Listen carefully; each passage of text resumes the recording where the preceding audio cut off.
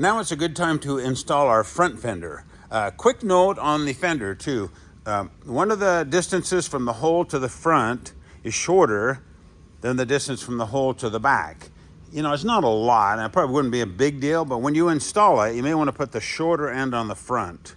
I'll bring that out too when we put it on the bike. So grab these brackets. We're gonna pre-assemble this ahead of time, and then we'll put it on the bike. And these feet you're looking at here are a cat.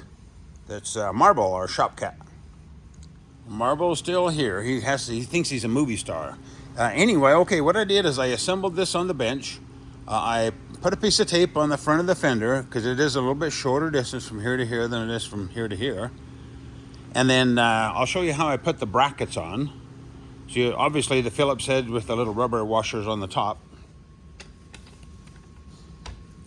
Okay, on the bottom.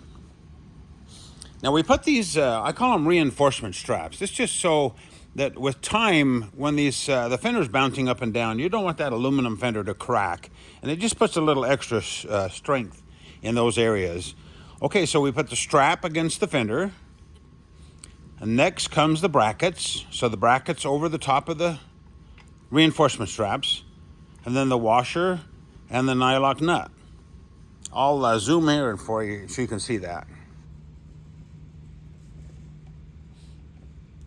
So we got you can see we've got the strap, bracket next to the strap, washer, and then nut.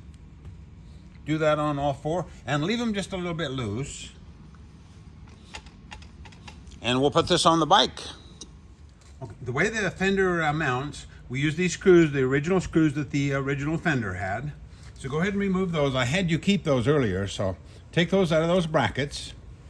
And then these little reflector light brackets, slide those out of the way like that, because the fender bracket will go here, and then the light bracket will go here.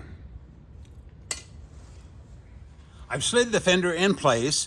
Now you'll notice on your brackets there's two sets of holes. You'll more than likely need the upper hole. That'll lower the fender down to where you want it. If by chance you need these holes, maybe the tire you're using is grossly oversized.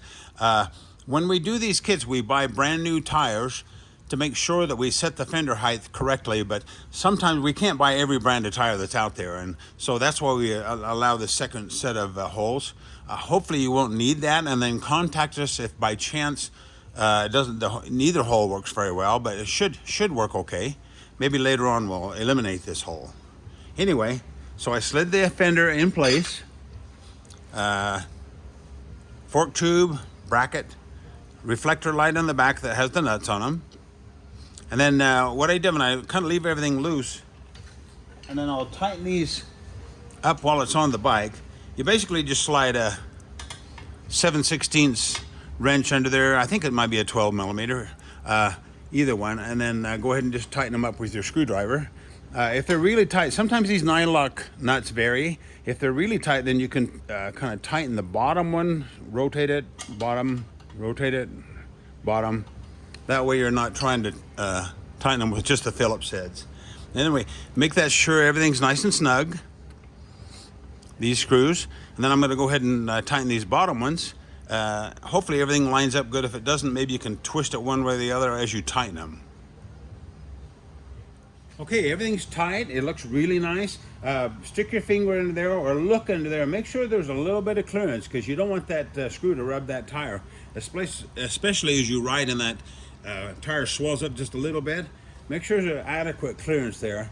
You don't need any more than maybe 3/16 of an inch or so. That should be plenty. So anyway, make sure everything's snug, fits right, looks good.